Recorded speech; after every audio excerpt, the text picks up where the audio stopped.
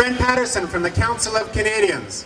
Too long, the BCNI has been used to getting its way in Canada, but that's starting to change now, isn't it? And this, the last couple of years really hasn't been that good for the BCNI, and in fact the last year in particular has been really quite bad for the Business Council. And that's because every victory of ours is a defeat of them. Every time we win, we set them back a bit. And so, what are some of the things that are making this 25th anniversary of the Business Council, I think a particularly solemn occasion inside that Royal York Hotel, rather than a big party for the chief executives? Well, a lot of victories on our part. Quebec City, our tremendous victory in Quebec City. And I think one of the things that we found out in Quebec, and as David was mentioning earlier, the release of Jaggi Singh, another tremendous victory on our part.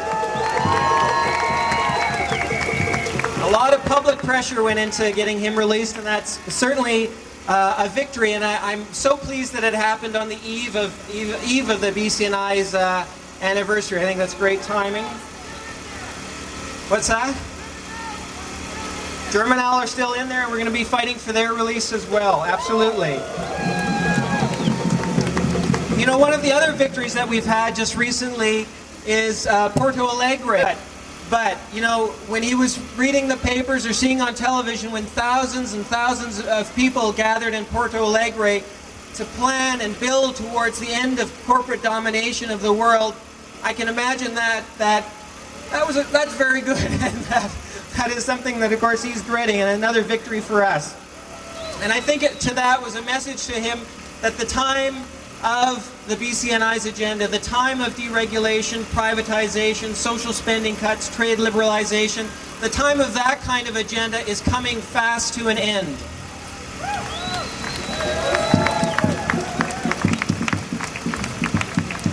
And of course, I think we also have to remember, within the last couple of years, our tremendous victory in Seattle with the stopping of the WTO ministerial round.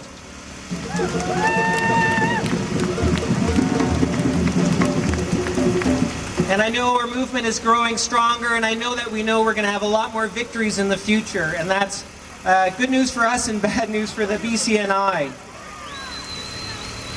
Now, less than 3 weeks ago in Quebec City, Thomas D'Aquino stood on the summit side of the wall, literally behind the line of police that were firing tear gas and rubber bullets into our crowd, into us collectively. Shame on him.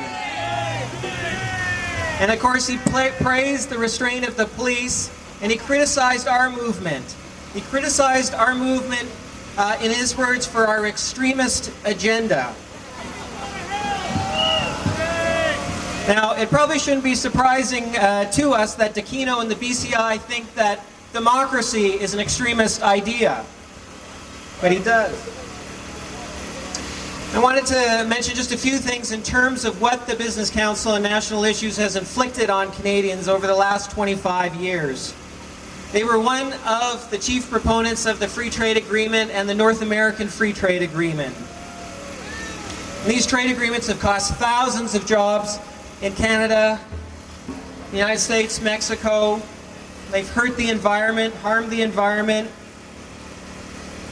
And with NAFTA, we now have the situation that is potentially to be expanded, where corporations literally have the right to sue governments for lost profits when governments act in the public interest. This is shameful.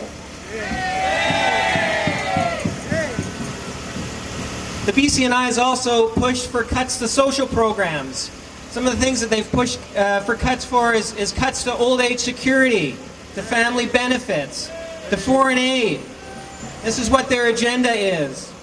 In fact, in 1984, as far back as 1984, they argued that universality in social programs should be abandoned, and that $5 billion should be cut from social spending. At the same time they were arguing for those cuts, they thought it'd be a good idea if military spending went up 6% a year over a 10-year period. And during that same period, that they were pushing for cuts to UI, and corporations of the Business Council on National Issues they fired 200,000 workers. Corporate downsizing 200,000 workers in that period.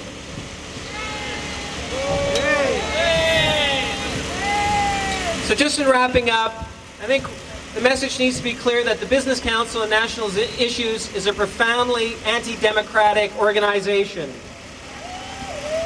They're pushing for the kind of democracy where you have to be rich to participate.